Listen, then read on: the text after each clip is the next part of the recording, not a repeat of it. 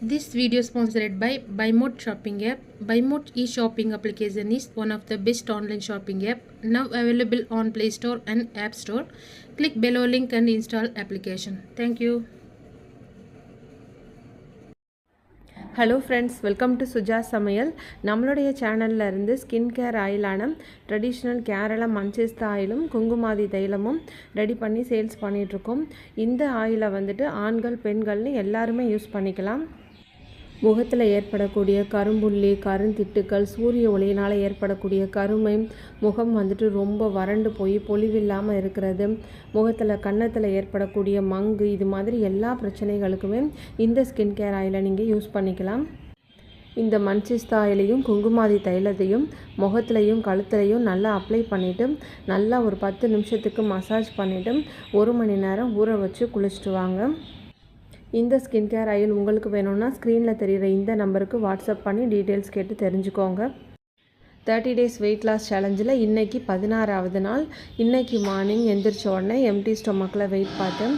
என்னுடைய வெயிட் வந்துட்டு 87.2. நேற்று என்னுடைய வெயிட் வந்துட்டு 87.6 இருந்துச்சு. இப்போ என்னுடைய ஹஸ்பண்டுக்கு வந்து வெயிட் செக் பண்ணுறேன்.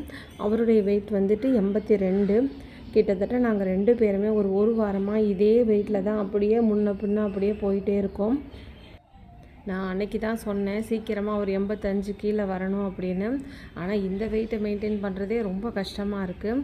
அதான் சொன்னேன், ஃபஸ்ட்டு 1 வீக் வந்துட்டு கொஞ்சம் சீக்கிரமாக வெயிட் குறைஞ்ச மாதிரி இருக்கும். அதுக்கப்புறம்லாம் கொஞ்சம் ரொம்ப போராடி தான் அந்த வெயிட் வந்து குறைக்க வேண்டியிருக்கு.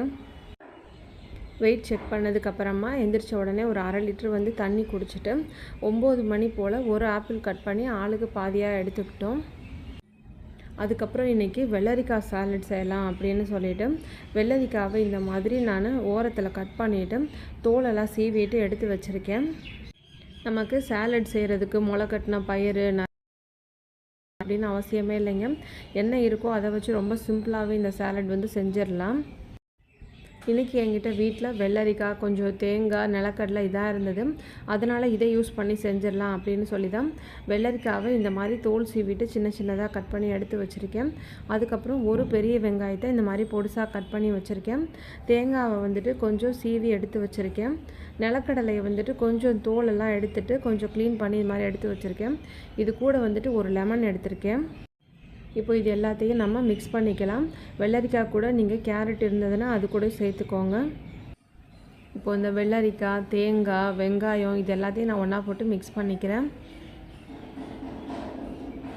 இந்த மாதிரி நீங்கள் தேங்காவை துருவியும் சேர்க்கலாம், இல்லைனா சின்ன சின்னதாக கட் பண்ணி சின்ன சின்ன பல்லு மாதிரியும் போட்டு நீங்கள் சாப்பிட்லாம்.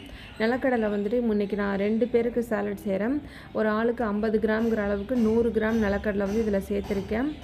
இப்போ இந்த சின்ன எலுமிச்சம்பழமாக இருக்கிறதுனால நான் ஒரு லெமனை வந்துட்டு இந்த மாதிரி நான் கட் பண்ணி இதில் புழிஞ்சு விட்டுக்கிறேன். பெரிய லெமனாக இருந்தால் பாதி மட்டும் கூட எடுத்து